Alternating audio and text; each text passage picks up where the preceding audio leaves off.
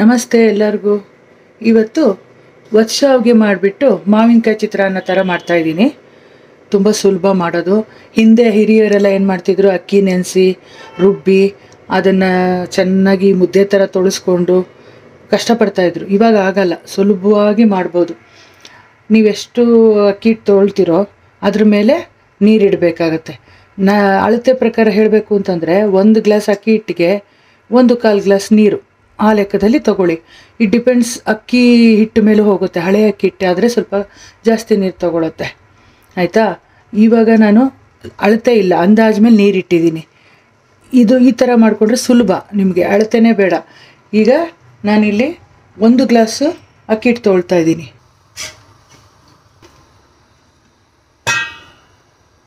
ನೋಡಿ, ಇಷ್ಟು ದೊಡ್ಡ ಗ್ಲಾಸೇ ಫುಲ್ ತೊಗೋತಾ ಇದ್ದೀನಿ. ಇದು ಅಂಗಡಿಯಿಂದ ಪ್ಯಾಕೆಟಲ್ಲಿ ಸಿಗುತ್ತಲ್ಲ, ಅದೇ ತಂದಿರೋದು ಅಕ್ಕಿ ಹಿಟ್ಟು. ರುಚಿಗೆ ತಕ್ಕಷ್ಟು ಉಪ್ಪು ಸೇರಿಸ್ಕೊಂಬಿಡೋಣ. ಅಕ್ಕಿ ಹಿಟ್ಟು ಉಪ್ಪು ಸ್ವಲ್ಪ ಹೊಂದ್ಕೊಳ್ಳೋ ಥರ ಈ ಥರ ಒಂದು ರೌಂಡ್ ಮಿಕ್ಸ್ ಮಾಡಿಬಿಡಿ. ಇದಕ್ಕೆ ನೆಂಚ್ಕೊಳ್ಳೋಕ್ಕೆ ನೀವು ಗಸಗಸೆ ಹಾಲು, ತೆಂಗಿನಕಾಯಿ, ಬೆಲ್ಲ ಹಾಕಿ ಗಸಗಸೆ ಹಾಲು ಮಾಡಿದ್ರೆ ತುಂಬ ಚೆನ್ನಾಗಿರುತ್ತೆ ಕಾಂಬಿನೇಷನ್ನು. ಆ ಥರನೂ ಸ್ವೀಟ್ ಇಷ್ಟಪಡೋರು ಗಸಗಸೆ ಬೆಲ್ಲ ಮಾಡ್ತೀವಲ್ಲ ಪಾಯಸ, ಆ ಥರ ಮಾಡಿನೂ ನೆಂಚ್ಕೋಬೋದು. ಹಂಗಿಲ್ಲ ಅಂತಂದರೆ ಎಳ್ಳು ಹಾಕಿ ಚಿತ್ರಾನ್ನ ಥರ ಮಾಡ್ಬೋದು. ಇವತ್ತು ಮಾಡ್ತಾಯಿದ್ದೀನಲ್ಲ ನಾನು, ಮಾವಿನಕಾಯಿ ಹಾಕಿ ಆ ಥರ ಮಾಡ್ಬೋದು. ನಿಂಬೆಹಣ್ಣು ಚಿತ್ರಾನ್ನ ಕೂಡ ಮಾಡಬಹುದು. ಎಷ್ಟು ಥರ ಮಾಡ್ಬೋದು ಗೊತ್ತಾ, ಸುಲಭವಾಗಿ ಮಾಡ್ಬೋದು ಇವೆಲ್ಲ. ನೀರು ಚೆನ್ನಾಗಿ ಮರಳ್ತಾ ಇದೆ ನೋಡಿ. ಈಗ ಒಲೆ ಉರಿ ಆಫ್ ಮಾಡಿಬಿಡ್ತಾ ಇದ್ದೀನಿ. ಚೆನ್ನಾಗಿ ಕಾದಿರೋ ನೀರನ್ನ ಅಕ್ಕಿ ಹಿಟ್ಟಿಗೆ ಹಾಕಿ ಕಲಸೋಣ. ಒಟ್ಟಿಗೆ ನೀರು ಹಾಕಿ ಕಲಿಸ್ಬಾರ್ದು. ಒಂದು ಸಣ್ಣ ಗ್ಲಾಸಲ್ಲಿ ಹಿಂಗೆ ಬಿಸಿನೀರು ತೊಗೊಂಡು ನೋಡ್ಕೋತಾ ಕಲಿಸ್ಬೇಕು. ಈ ಚಕ್ಲಿ ಹಿಟ್ಟು ಮಾಡ್ಕೋತೀವಲ್ಲ ಆ ಥರ ಅದಕ್ಕೆ ಕಲಿಸ್ಕೋಬೇಕು. ಯಾಕಂದರೆ ಒರಳಲ್ಲಿ ಹಾಕಿ ನಾವು ಚಕ್ಲಿ ಹೆಂಗೆ ಪ್ರೆಸ್ ಮಾಡ್ತೀವೋ ಅದೇ ಥರ ಈ ವರ್ಷಾವ್ಗೆನೂ ಪ್ರೆಸ್ ಮಾಡಬೇಕು.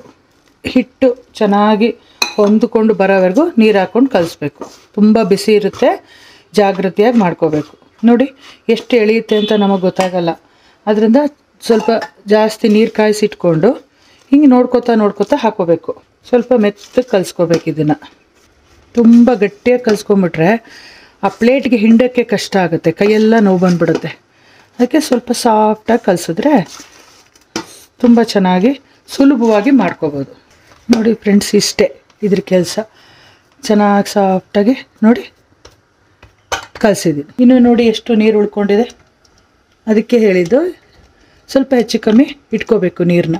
ಇಡ್ಲಿ ಪ್ಲೇಟ್ ಜೊತೆಗೆ ಈ ಥರ ಕೊಡ್ತಾರಲ್ಲ, ಈ ಥರ ನೋಡಿ ಹೋಲ್ಸ್ ಇರುತ್ತೆ ನೋಡಿ. ಇದೆಲ್ಲ ಇದರಲ್ಲಿ ಇವಾಗ ಚಕ್ಲಿ ಒಳಗೆ ಹಾಕ್ಬಿಟ್ಟು ಹಿಟ್ಟನ್ನು ಹಿಂಡಬೇಕಾಗತ್ತೆ. ನೋಡಿ ಈ ಥರ ಬಿಲ್ಲೆ ತೋರಿಸ್ತೀನಿ ನೋಡಿ. ಎಲ್ಲ ಈ ಥರ ಪ್ರೆಸರಲ್ಲೂ ಸಿಗುತ್ತೆ. ಈ ಖಾರ ಸೇವೆ ಮಾಡ್ತೀವಲ್ಲ, ಇದು ಬಿಲ್ಲೆ ಇದ್ರದ್ದು. ಇದನ್ನು ಹಾಕೋಬೇಕಿದೆ. ಒರಳಿಗೆ ಎಷ್ಟು ಇಡಿಸುತ್ತೋ ಅಷ್ಟು ಹಿಟ್ಟನ್ನು ಹಾಕ್ಕೊಂಡು ಪ್ರೆಸ್ ಮಾಡೋದು ಅಷ್ಟೆ.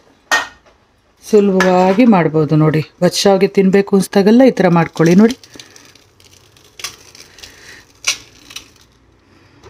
ಎಷ್ಟು ಇಡ್ಸುತ್ತೋ ಒಂದು ಪ್ಲೇಟ್ಗೆ ಹಾಕಬೇಕು. ಇವಾಗ ಇದು ಒಂದೇ ಪ್ಲೇಟ್ ಕೊಟ್ಟಿರ್ತಾರೆ, ಸೊ ಅದರಿಂದ ಇಷ್ಟೇ ಹಾಕಿರೋದು. ಇವಾಗ ಇಡ್ಲಿ ತಟ್ಟೆ ಇರುತ್ತಲ್ಲ, ಅದ್ರ ಮೇಲೂ ಮಾಡ್ಕೋಬೋದು. ಈ ಥರ ಇಡ್ಲಿ ಪ್ಲೇಟ್ಗೆ ಒಂಚೂರು ಎಣ್ಣೆ ಹಾಕಿ ಸುತ್ತೂರ ಹಾಕೊಂಬಿಡೋದು. 3 ಪ್ಲೇಟ್ ಕೊಟ್ಟಿರ್ತಾರೆ, 3 ಪ್ಲೇಟ್ಗೂ ಹಾಕೋದು. ಈ ಥರ ಇಡ್ಲಿ ಪ್ಲೇಟ್ಸ್ಗೆಲ್ಲ ಹಾಕಿದ್ದಾಗಿದೆ. ಈಗ ಒಂದು 15 to 20 ಮಿನಿಟ್ಸಲ್ಲಿ ಶಾವಿಗೆ ರೆಡಿ ಆಗುತ್ತೆ. ಆಮೇಲೆ ಮಾವಿನಕಾಯಿ ಒಗ್ಗರಣೆ ಹಾಕ್ಕೊಂಡು ಕಲಿಸೋದು. ತಕ್ಷಣ ಬಿಸಿ ಇದ್ದಾಗಲೇ ಕಲ್ಸೋಕ್ಕಾಗಲ್ಲ. ಶಾವಿಗೆ ಎಲ್ಲ ಸ್ವಲ್ಪ ತಣ್ಣಗಾದ್ಮೇಲೆ ಕಲಿಸ್ಬೇಕಾಗುತ್ತೆ. ನಾನು ತೋರಿಸ್ತಾ ಇದ್ದೀನಿ ರೀ. ಇವಾಗ 15 ಮಿನಿಟ್ಸ್ ಬಿಡೋಣ, ಚೆನ್ನಾಗಿ ಬೇಯಲಿ. ಇದು ಬೇಯೋಷ್ಟೊತ್ತಲ್ಲಿ ನಾವು ಸೈಡಲ್ಲಿ ಬಾಣಲೆಯಲ್ಲಿ ಮಾವಿನಕಾಯಿ ಒಗ್ಗರಣೆ ಹಾಕ್ಕೊಳ್ಳೋಣ. ಒಂದು ಕಡಾಯಿ ಇಟ್ಬಿಟ್ಟು 4 ಟೀ ಸ್ಪೂನಷ್ಟು ಎಳ್ಳೆಣ್ಣೆ ಹಾಕಿದ್ದೀನಿ. ಎಣ್ಣೆ ಕಾದಿದೆ. ಮೊದಲು ನಾವು ಕಡಲೆಕಾಯಿ ಬೀಜನ ಹುರ್ಕೊಂಬಿಡೋಣ. ಕಡಲೆಕಾಯಿ ಬೀಜ ಮತ್ತು ಮಣ್ಣು ಕಟ್ಟಿದ ಮೆಣಸಿನ್ಕಾಯಿ ಹಾಕಿದ್ದೀನಿ. ಇದು ಸ್ವಲ್ಪ ಹೊಂಬಣ್ಣ ಬಂದಮೇಲೆ ಕಡಲೆಬೇಳೆ, ಉದ್ದಿನಬೇಳೆ, ಸಾಸಿವೆ ಸೇರಿಸೋಣ. ಕಡಲೆಬೇಳೆ, ಉದ್ದಿನಬೇಳೆ, ಸಾಸಿವೆ, ಸ್ವಲ್ಪ ಇಂಗು. ಸಾಸಿವೆ ಸಿಡಿದ್ಮೇಲೆ ಸಣ್ಣದಾಗಿ ಹೆಚ್ಚಿಟ್ಕೊಂಡಿರೋ ಹಸಿಮೆಣಸಿನ್ಕಾಯಿ ನೋಡಿ ಈ ಥರ ರೌಂಡಾಗಿ ಹೆಚ್ಚಿಟ್ಕೊಂಡಿದ್ದೀನಿ. 3 ಹಸಿಮೆಣಸಿನ್ಕಾಯಿ ಹೆಚ್ಚಿಟ್ಕೊಂಡಿದ್ದೀನಿ, ಸ್ವಲ್ಪ ಕರಿಬೇವಿನ ಸೊಪ್ಪು, ಸ್ವಲ್ಪ ಶುಂಠಿ ಮತ್ತು ಒಂದು ಸಣ್ಣ ಮಾವಿನಕಾಯಿ ತುರಿದಿಟ್ಕೊಂಡಿದ್ದೀನಿ ಈ ಥರ. ಈಗ ಹಸಿಮೆಣಸಿನ್ಕಾಯಿ, ಕರಿಬೇವಿನ ಸೊಪ್ಪು, ಶುಂಠಿ, ಮಾವಿನಕಾಯಿ, ಕೊತ್ತಂಬರಿ ಸೊಪ್ಪು ಲಾಸ್ಟಲ್ಲಿ ಹಾಕೊಳ್ಳೋದು.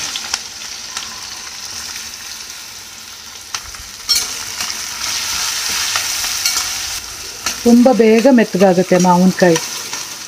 ನೀವು ಶಾವಿಗೆ ಮಾಡ್ಕೊಳಕ್ಕೆ ಮಾತ್ರ ಟೈಮ್ ತೊಗೊಳುತ್ತೆ ಅಷ್ಟೇ. ಈ ಒಗ್ಗರಣೆ ಎಲ್ಲ 5 ನಿಮಿಷಕ್ಕೆ ಆಗೋಗುತ್ತೆ. ಇದು ರೆಡಿ ಆಗಿಬಿಟ್ರೆ ಅಷ್ಟೊತ್ತಲ್ಲಿ ಅದು ಬೇಯ್ತಾ ಇದೆಯಲ್ಲ ಶಾವಿಗೆ ಪಕ್ಕದಲ್ಲಿ, ಅದು ಬೆಂದ ಮೇಲೆ ಒಂದು 15-20 ನಿಮಿಷ ತೊಗೊಳುತ್ತೆ ಬೇಯೋಕ್ಕೆ.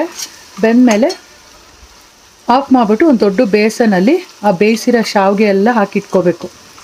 ತುಂಬ ಬಿಸಿ ಇದ್ದಾಗ ಕಲ್ಸೋಕ್ಕಾಗಲ್ಲ, ಮುದ್ದೆ ಆಗೋಗುತ್ತೆ. ತಣ್ಣಗಾದಮೇಲೆ ಈ ಮಾಡ್ಕೊಂಡಿರೋ ಗೊಜ್ಜನ್ನ ಹಾಕಿ ಕಲಸಿದ್ರೆ ಸೂಪರಾದ ಶಾವಿಗೆ ಮಾವಿನಕಾಯಿ ಚಿತ್ರಾನ್ನ ರೆಡಿ ಆಗುತ್ತೆ. ಈಗ ಉಪ್ಪು ಸೇರಿಸ್ಕೊಳ್ಳೋಣ. ಶಾವಿಗೆಗೂ ಉಪ್ಪು ಹಾಕಿದ್ದೀವಿ. ಈ ಗೊಜ್ಜಿಗೆ ಎಷ್ಟು ಬೇಕೋ ಅಷ್ಟು ಉಪ್ಪು ಹಾಕಿದ್ರೆ ಆಯಿತು. ನೋಡಿ ಮಾವಿನಕಾಯಿ ಎಲ್ಲ ಮೆತ್ತಗಾಗಿದೆ.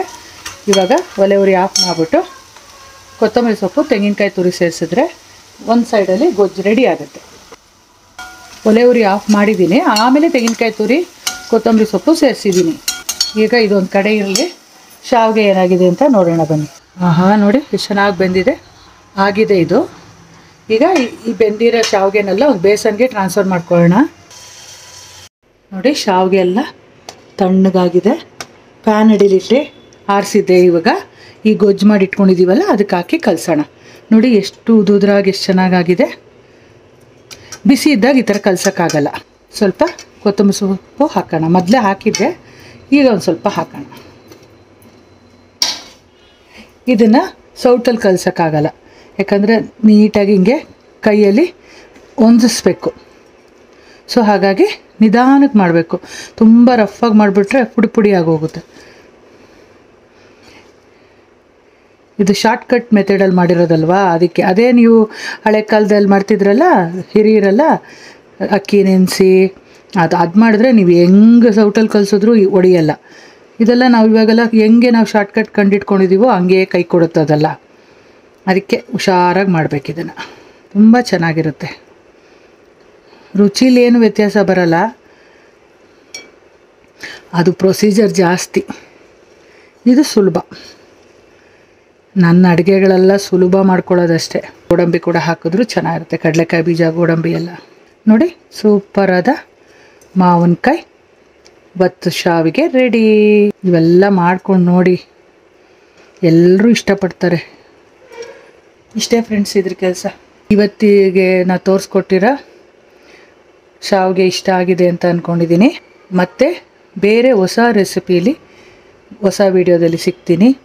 ಆರೋಗ್ಯವಾಗಿರೋಣ, ಆರೋಗ್ಯವಾಗಿ ತಿನ್ನೋಣ. Take care friends. Bye, see you.